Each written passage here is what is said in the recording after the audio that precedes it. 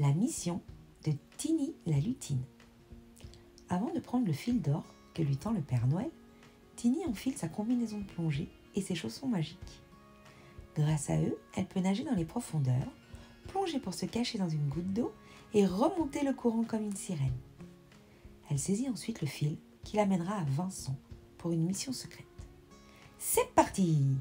Tiny plonge dans un filet d'eau qui court dans l'herbe enneigée. Puis, de ruisseau en rivière, la voilà dans la mer. Le fil d'or scintille et les poissons bondissent autour d'elle. « Bonjour Tiny, content de te revoir. Où vas-tu comme ça ?» lui demandent les dauphins. « Chez Vincent, pour ma mission de Noël. »« Bon voyage !» lui lance une baleine. Elle croise des pêcheurs qu'elle a sauvés de la tempête autrefois et qui aimeraient qu'elle s'arrête un moment. « Désolée, pas le temps, c'est urgent !» Elle croise un cygne qui nage sur le fleuve d'une grande ville. Il propose à Tiny de s'installer sur son dos. Elle accepte. Soudain, alors qu'elle vient de passer sous plusieurs ponts, le fil se tend comme une flèche et lui indique une maison qui resplendit au soleil comme un palais. Tiny se sèche derrière une statue du parc, puis elle profite du passage du facteur qui apporte le courrier pour se faufiler dans l'entrée.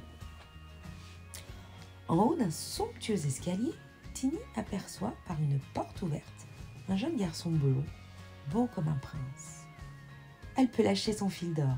Elle a trouvé Vincent. Dans la chambre bien rangée, Tiny compte les jouets. 200 jeux de société, 2 télés, 3 ordinateurs, 20 déguisements, un robot multifonction, un drone, une montagne de jeux de construction, un chevalet, un vrai magasin de jouets. Vincent joue avec un jeu vidéo quand sa maman s'approche et lui tend une feuille de papier. « Mon chéri, pose ton jeu s'il te plaît. Tu dois absolument écrire ta lettre au Père Noël. » Vincent n'est pas content d'être dérangé. Dès que sa maman est sortie, il grogne. « Il ne sert à rien le Père Noël.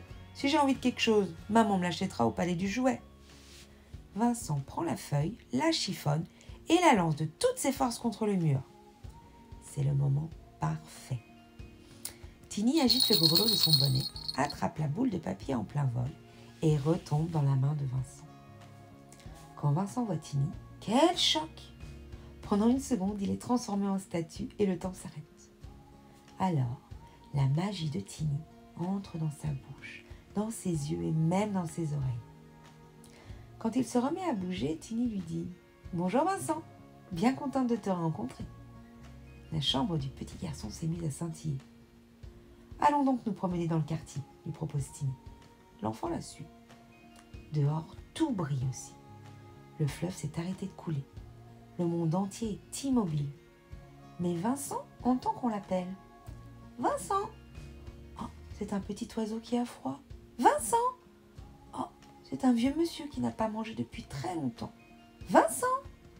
Oh, sur cette vieille péniche, un petit garçon qui n'a plus qu'une roue à son vélo.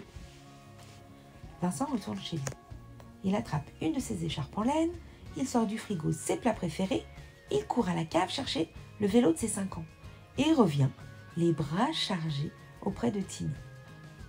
Il confectionne un nid douillet pour le rossignol, dépose un repas copieux devant le vieux monsieur et monte sur la péniche pour remplacer le vélo cassé du petit garçon par le sien. Vincent se sent léger comme un lutin. De joie, il prend Tiny dans les bras pour l'embrasser. « Oh, attends, petit prince, nous ne nous quittons pas encore. Il nous reste un grand voyage à faire. Viens !» Tiny l'entraîne dans la fontaine du jardin. Malgré l'hiver, l'eau est devenue chaude. Soudain, un jet propulse Vincent et Tiny dans les airs, très haut, jusqu'au pays du Père Noël. Là-bas, les lutins proposent à Vincent de les aider à préparer les milliers de cadeaux. Puis, ils l'entraînent dans une folle farandole. Et il tourne. Vincent ferme les yeux. Lorsqu'il les rouvre, il est à nouveau dans sa chambre, avec son jeu vidéo dans les mains. Il a peur d'avoir rêvé. Mais il voit un grelot accroché à son poignet. Et sur l'écran de son jeu vidéo, il reconnaît Tiny qui tient, bien serrée dans ses mains, la boule de papier qu'il a jetée.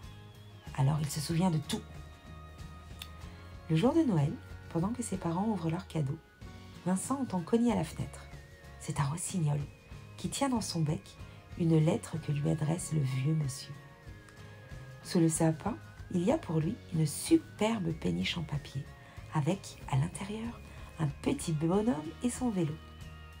Une péniche comme ça, impossible d'en trouver une au Palais du Jouet.